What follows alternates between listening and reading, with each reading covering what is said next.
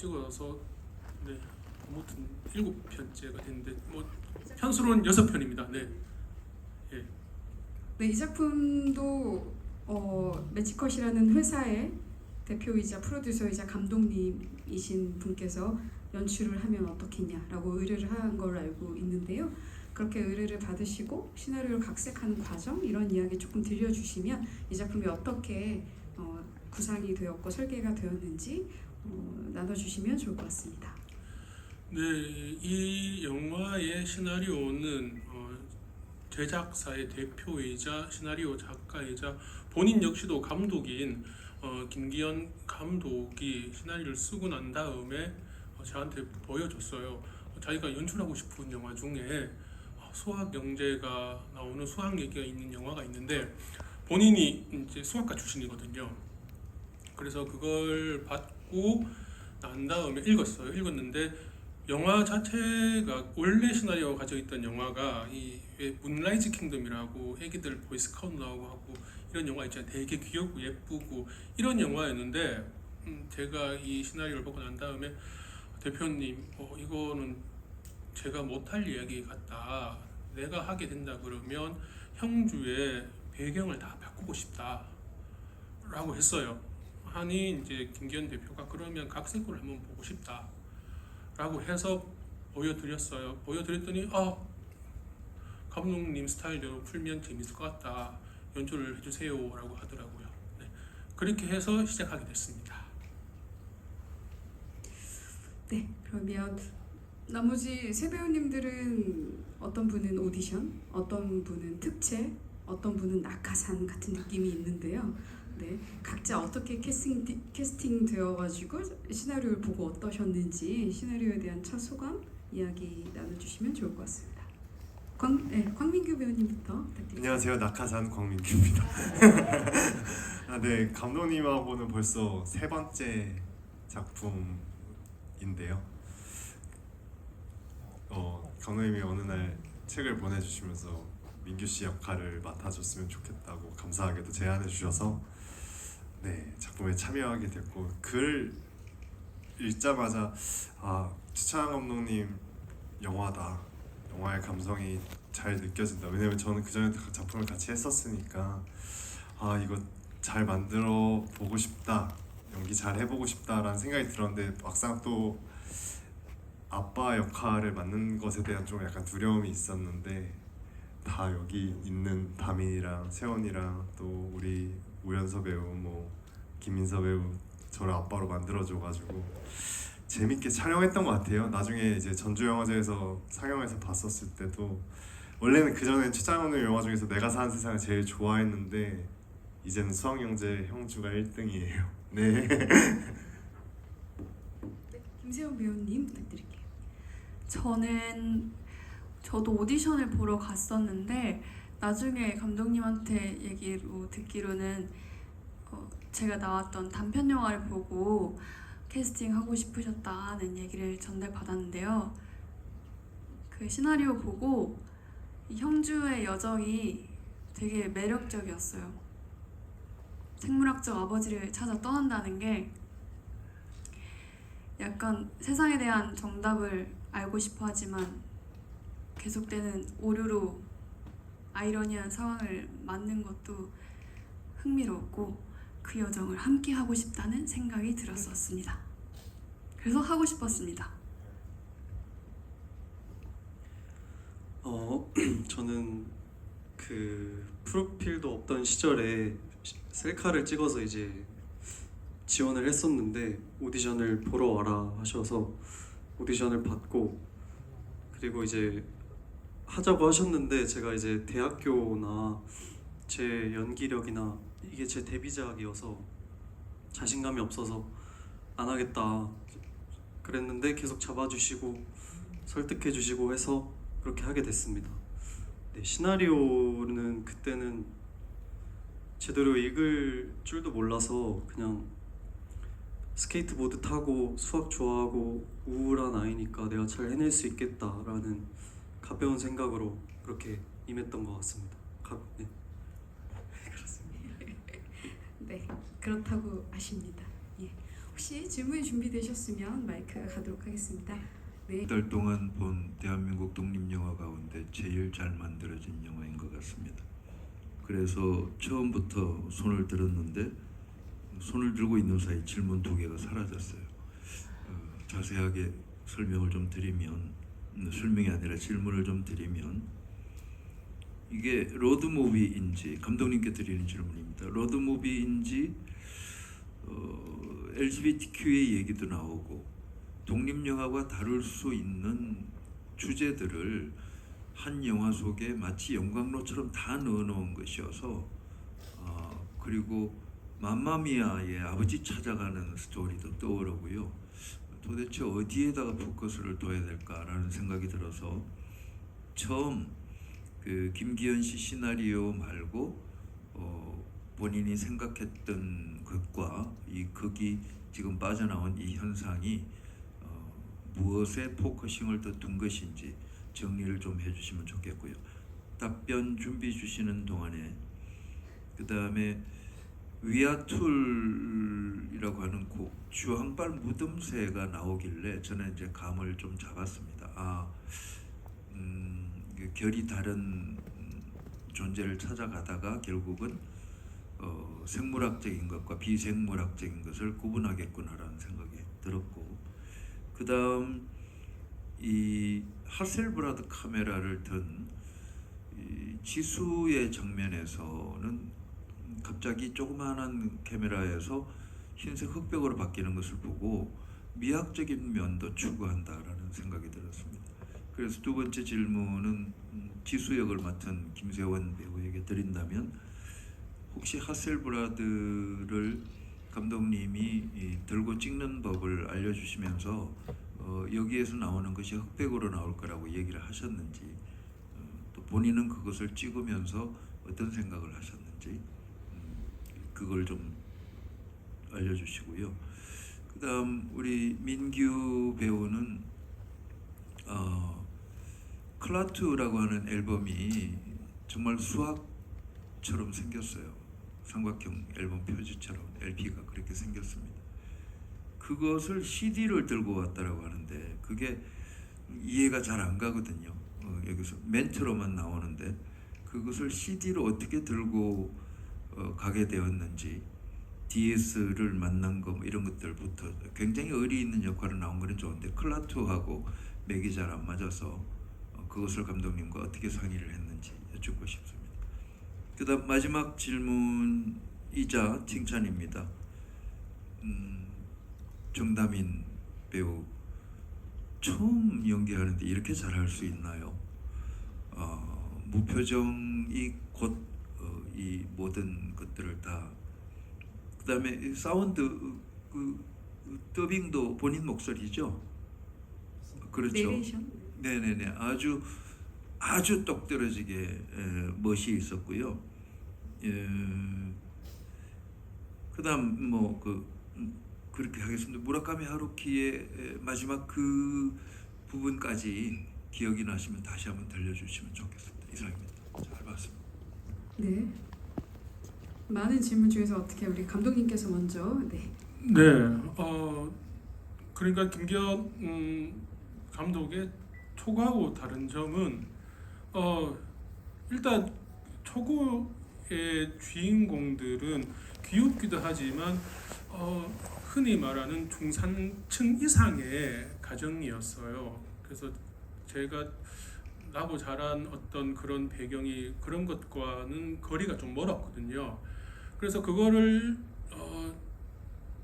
저한테 맞는 배경으로 바꾸고 싶었던 어떤 그런 마음이 있었어요. 그래서 이 영화가 가지는 어떤 무드라고 생각하면 저는 80년대라고 생각했었거든요. 80년대를 생각하고 서정성과 같은 동네 친구들, 같은 동네에 사는 삼촌들, 이모들 이런 것들을 생각을 했었어요. 그래서 그것을 중점으로 두고 시나리오를 풀었고 영화화시키고 싶어 했었고요. 이게 그렇죠. 로드무비죠. 로드무비인데 이게 보는 분들이 어떻게 이게 로드무비로 받아들일지는 모르겠는데, 제가 태어난 곳이 대구고 제 주위 옆 동네가 포항이고 경주고 이러니까 이 로드 무비 하면 엄청난 고난과 역경을 뚫고 뭐 사막을 횡단하는 어떤 그런 기분이 있는데 그것보다는 옆 동네에 이제 구경 간다, 친구하고 놀러 간다. 아마 이 두 친구가 저기 서울 갔다, 그리고 뭐 광주 갔다 그러면 엄마 아빠들이 난리가 났을 것 같은데 경주 갔다 그러니까 조금 많이 안 찾는 어떤 그런 기분도 있었을 것 같아요. 근데 이 영화 만들고 맘마미아 소리를 너무 많이 들었거든요. 제가 원래 다른 영화들을 좋아해서 차용을 하거나 뭐 이렇게 삼고 싶으면 그 영화 얘기를 많이 하곤 했는데 맘마미아는 한 번도 찍으면서 생각해 본 적이 없었던 것 같아요. 네, 질문이 답이 되셨는지 잘 모르겠습니다. 네? 경주 아, 네. 거기는 그냥 제가 평소에 가보고 여기서 한번 꼭 찍고 싶었다라고 생각해서 그냥 찍은 곳인데, 네, 그렇습니다. 그러면 김세현 배우님 하스브라이드 카메라 관련해서 카메라 그 기종의 이름을 처음 들어요, 사실. 라이카 카메라는 알고 있었는데요. 제가 다루고 있는 그 카메라들이 엄청나게 비싸고 오래된 카메라라는 건 알고 있었고, 또 제가 이렇게 찍은 게 하셀브레이드라고 하네요. 미리 알았더라면 더 좋았을 텐데. 근데 이게 흑백 필름으로 나온다라는 얘기는 미리 말씀을 해주셨던 것 같아요. 근데 이게 위에서 이렇게 아래로 바라보고 이 카메라 렌즈를 통해서 앞에 있는 대상을 렌즈를 통해서 바라보는데 이 시선이 뭔가 이 장면을 제 마음속에 간직하게 되는 그런 기분을 사진 찍으면서 느꼈었어요. 제 눈앞에 있는 장면을 수집한다라는 마음으로 카메라를 들었던 것 같아요. 이게 카메라의 의미보다는 이 영화에 나오는 형제의 친구들이 어떻게 보면 다 특기생이잖아요. 여기 나온 재우도 컴퓨터를 엄청 잘하는 특기생이고 수학 천재고 사진을 전문적으로 찍는 학생으로 나오는데 원래 지수의 역할은 체조 선수였어요. 국가대표 상비군 정도에 올라가는 체조 선수였는데 제 기억에는 우리 김세형 배우가 체조도 하고 싶다고 그랬었던 것 같은데 제가 암만 생각해도 국가대표 상비군 출신 정도의 체조 선수로까지는 이렇게 백덤블링이나 이런 걸 못할 것 같더라고요. 원래 두 사람이 그 포항공대의 벤치에 앉아서 아이스크림 먹잖아요. 거기에서 원고에서는 지수가 백덤블링하고 앞에서 뭐 그런 장면들이 있거든요. 예, 그게 너무 힘들 것 같아가지고 그러면 지수도 뭔가 자기가 할 수 있는 특출난 재능이 있었으면 좋겠다라고 생각을 해서 지수의 캐릭터를 사진 찍는 친구, 그것도 디지털 카메라가 아니라 아날로그 카메라로 찍는 친구로 이제 바꿨고요. 제 영화의 주인공들이 사진 찍는 사람들이 많아요. 제가 사진을 너무 좋아해가지고 사진을 찍는 거였고 거기 나오는 카메라들도 제 카메라였고 하셀블라드를 처음에 지수한테 들려줬을 때 이게 보면 되게 이게 선명하게 보이거든요. 리플렉트 되는 장면이. 그거 보고 디지털 카메라만 보고 자란 세대라서 그런지 몰라고 깜짝 놀랐던 기억이 있어요. 너무 선명하게 잘 보이니까. 네, 그랬습니다. 네, 그러면 다음 질문 크라우트 앨범에 대한 이야기. 너무 영화를 잘 봐주시고 질문도 디테일하게 해주셔서 감사한데 제가 클라트 얘기 잘 몰라서 감독님에게 토스하도록 하겠습니다.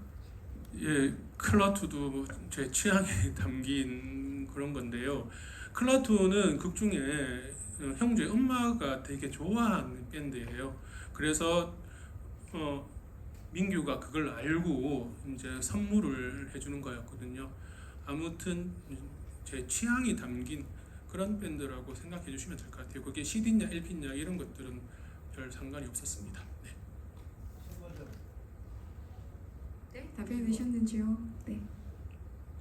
네, 다음 질문 준비. 정답에 아, 네, 정다현 배우님. 네.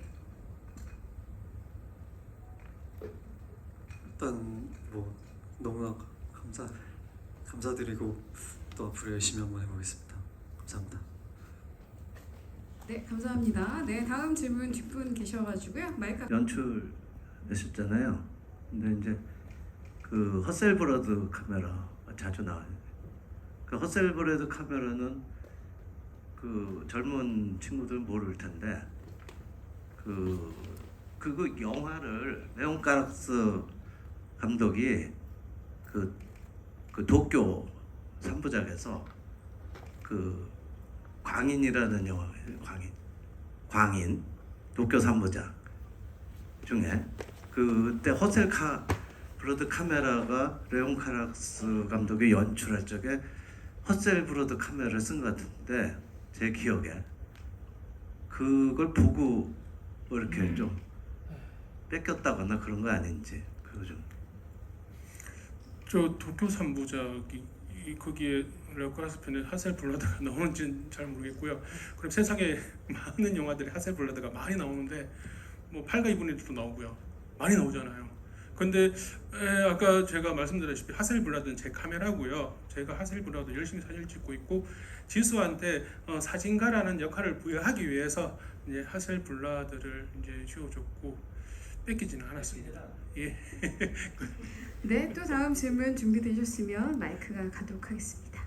속에 삽입곡들이 많이 있잖아요. 그거를 어떻게 어떤 뭐 선정 기준이라든가 곡의 수라던가 뭐 이런 것들이 있으셨을까요? 선정하게 된 어떤 이유들, 네. 취향이라고만 하지 마시고. 네.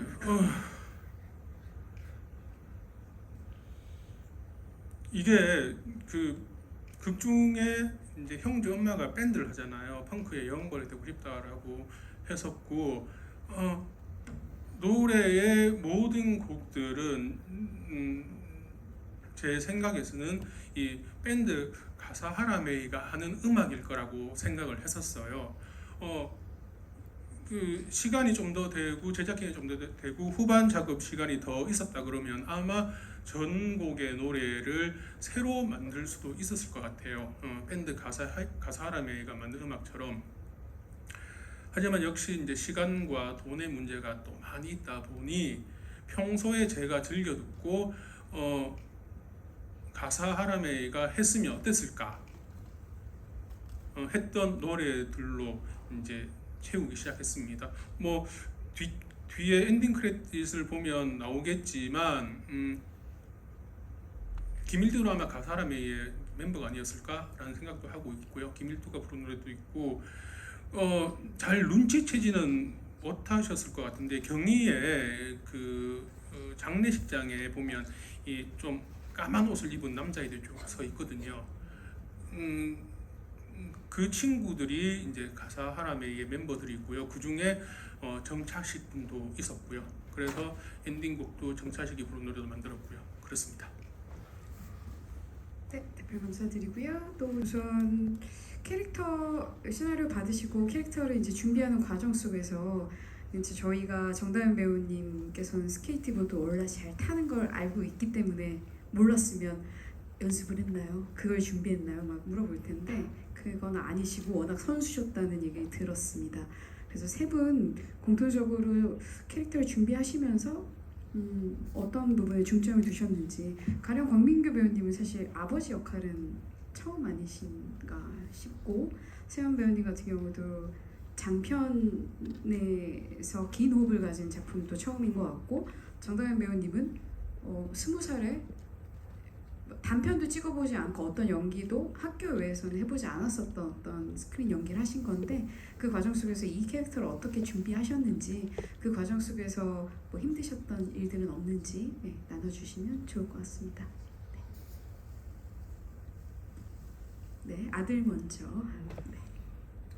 저는 아까 말씀드렸던 것처럼 정말 그 연기에 대한 어떤 정말 아무것도 몰랐어서 현장에서 굉장히 뚱한 상태를 유지하려고 했었어요. 그게 잘 어울릴 거라고 생각했고 그리고 연기와 어떤 저의 삶을 분리를 못 시켜서 뭐 스케이트보드를 타면서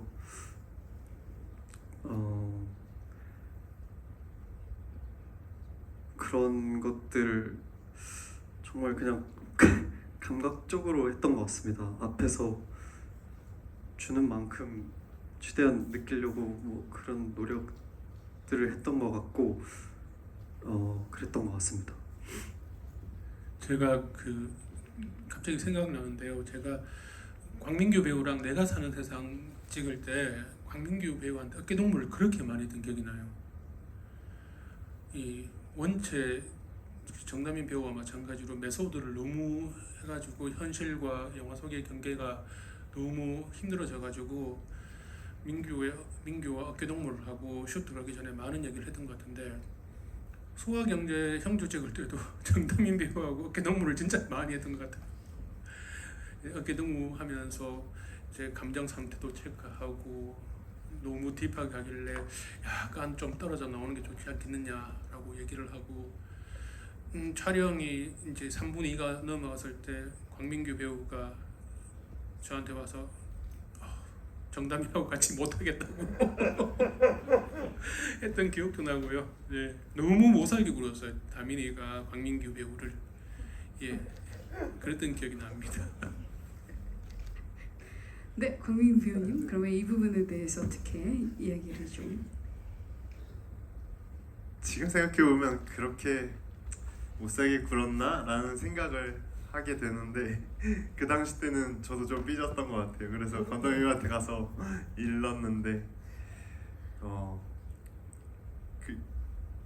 약간 저도 좀 그런 파거든요. 메소드라고 생각하고 막 그걸 믿으려고 노력하는데, 이제 다민이도 그런 류의 배우다 보니까 삐지기도 하면서도 나중에는 공감 가고 약간 같이 맥주 한잔 마시면서 화해도 하고 더 친해지고 이랬던 것 같아요.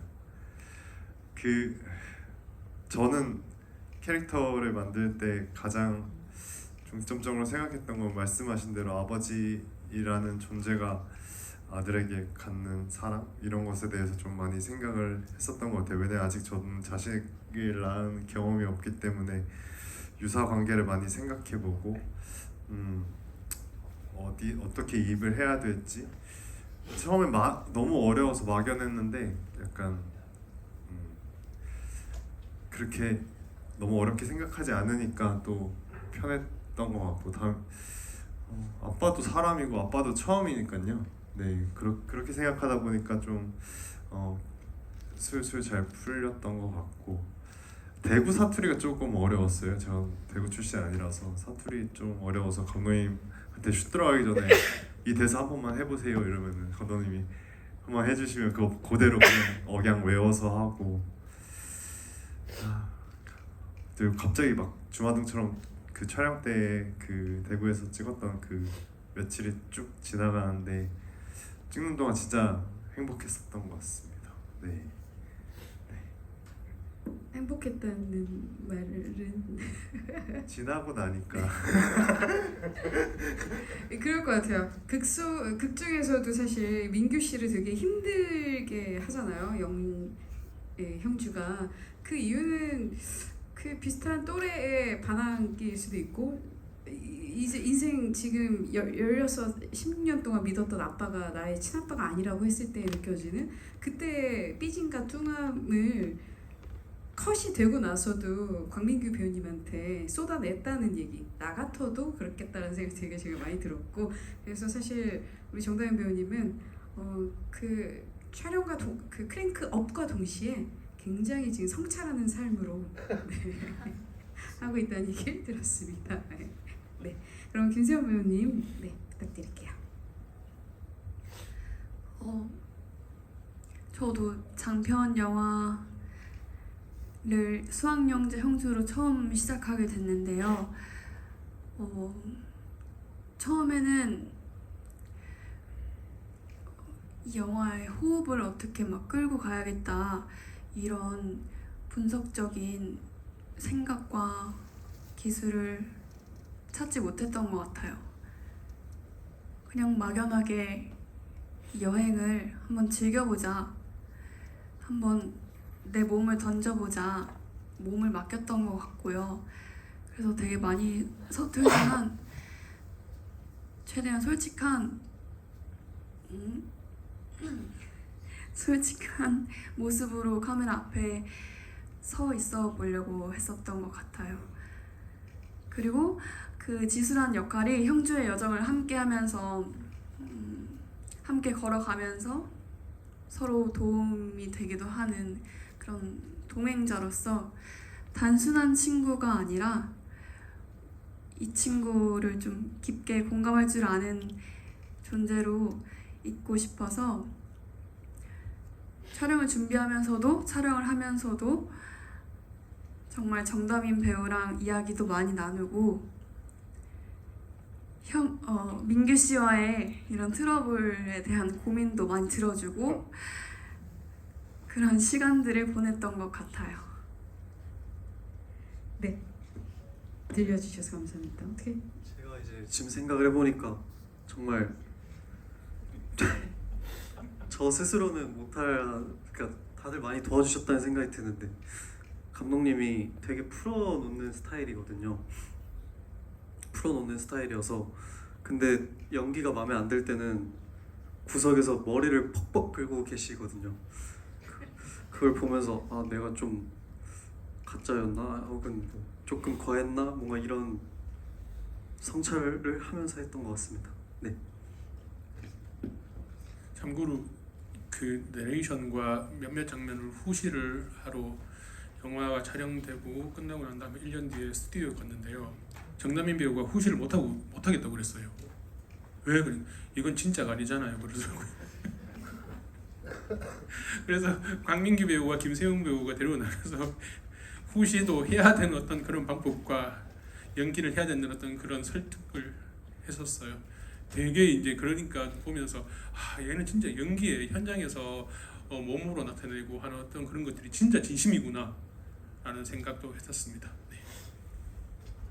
후시가 이건 가짜 아닌가요? 라고 했던 그 풋풋한 20살 감독님, 그런 배우 처음 만나셨던 거 아닐까요? 네, 재밌는 이야기 들려주셔서 감사드리고요.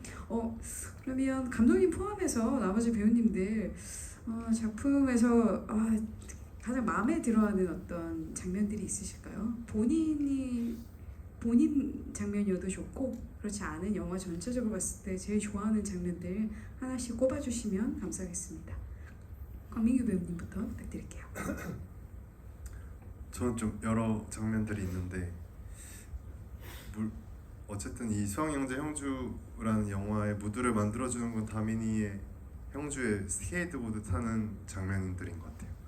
그런 장면들이 좀 많이 기억에 남고, 그리고 형서 역으로 나온 김민서 배우가 나중에 무사하다는 이야기를 듣고 빵 울 때, 그때 좀 영화 보면서 와 약간 너무 귀여워가지고 울음이 터졌던 것 같아요. 네, 그 두 장면 정말 좋아합니다. 네. 저는 형주가 엄마의 노랫소리를 듣고 이렇게 꿍꿍 감춰놨던 마음이 풀리는 순간, 그 장면, 민규 씨와 함께 셋이서 포옹을 하면서 위로의 마음을 나눴던 그 장면이 너무너무 좋고, 영화가 완성되고 나서 화면으로 보는데 그 애틋한 마음과 온기가 느껴져서 그 장면 제일 좋아해요.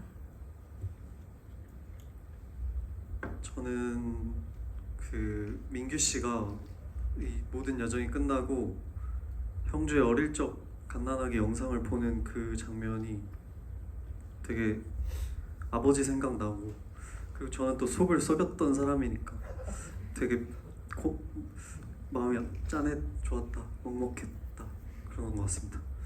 그랬습니다.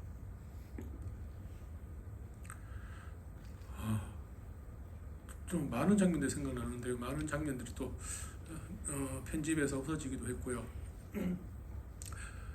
저는 세 분이 말한 장면도 다 기억이 남고요. 저는 이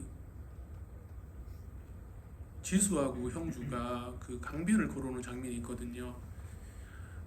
걸어오는데 이제 신장이 필요하다고 하니까 지수가 자기 신장을 두 손가락 가리키면서 내 신장 떼가라고 하는 게 그게 아마 애드립이었을 거예요. 아마 맞죠? 그게 원래 대본에는 없었는데 그때 해맑은 지수의 연기를 보고 쟤하고 형주하고 계속 같이 가면 무조건 영화가 재밌겠다라는 생각을 했었던 것 같아요. 예, 그렇습니다.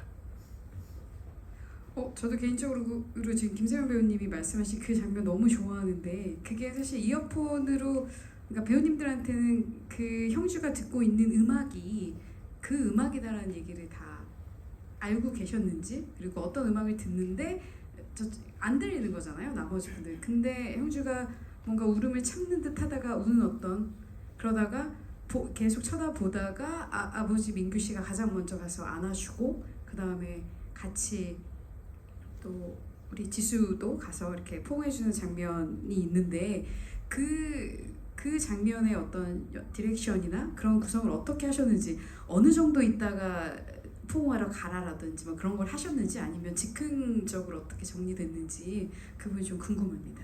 연출의 비밀을 좀 털어놔 주시죠. 예, 이게 연기자들의 놀라운 부분 같아요. 이게 만약에 뭐 물론 그런 감독님들도 계시겠지만 노래를 듣고 있다가 형주는 10초 뒤에 울고 10초 뒤에 민규가 그 표정을 보고 가서 안아주고 그리고 나서 지수도 가서 안아준다. 일단 형주가 그렇게 되지를 않고요. 네. 예.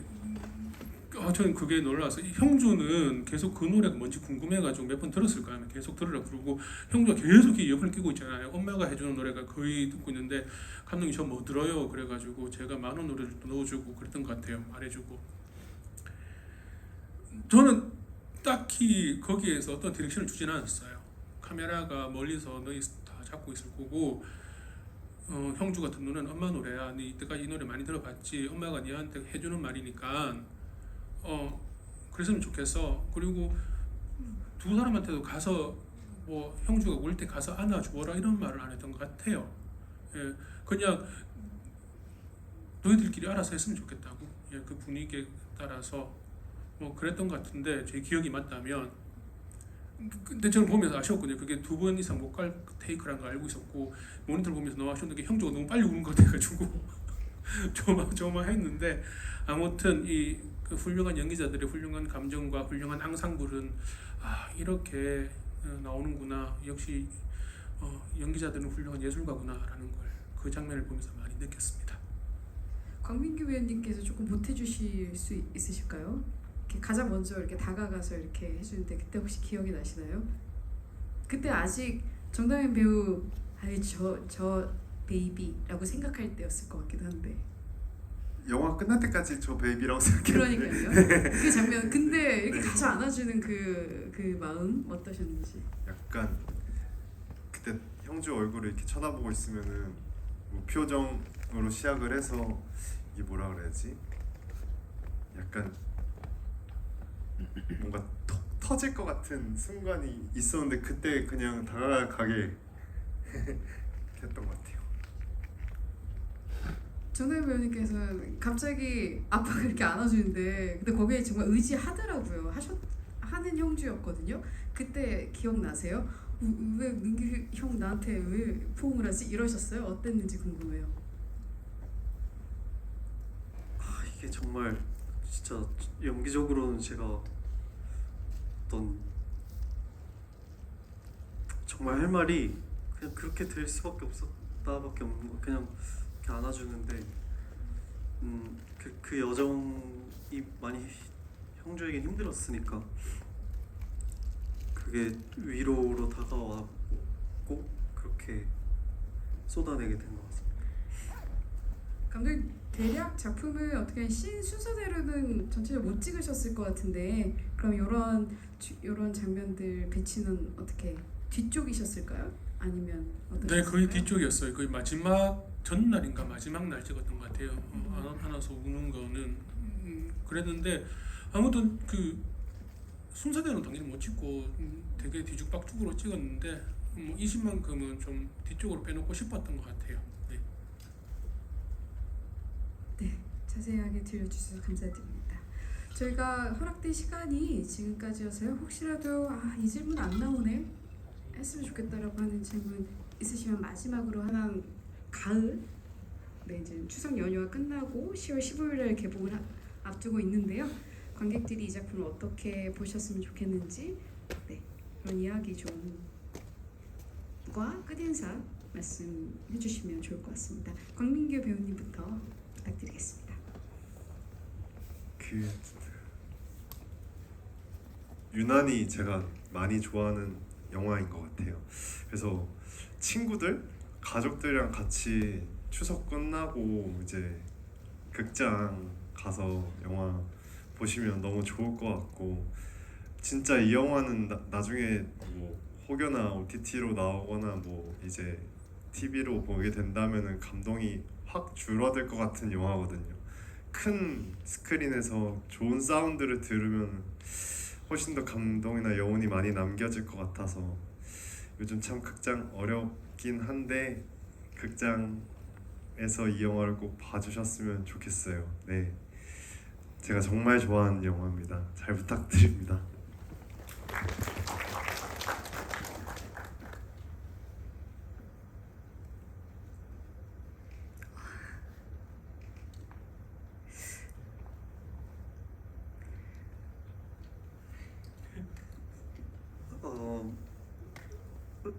수학여행 제공주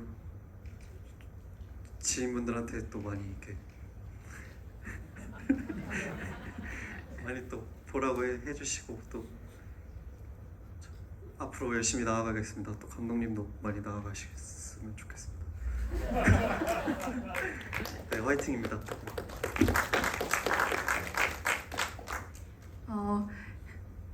이 영화를 보셔서 아시겠지만 형주가 민규 씨를 끝날 때쯤이야 아버지라고 부르잖아요.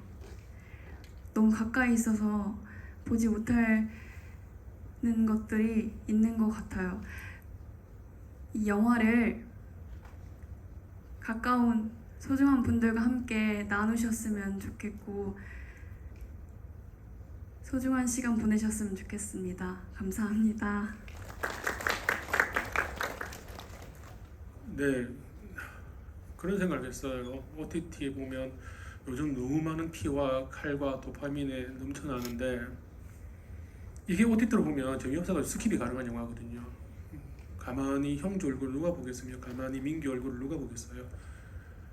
그렇기 때문에 스킵이 가능하지 않고 극장에서 스크린을 보면서 마음과 감정들이 차곡차곡 쌓여가서 끝에는 이제 의미 있는 영화가 되었으면 하는 바람으로 영화를 만들었고요. 그래서 많은 분들이 극장에서 영화를 좀 봤으면 싶은 생각도 있습니다. 네, 감사합니다.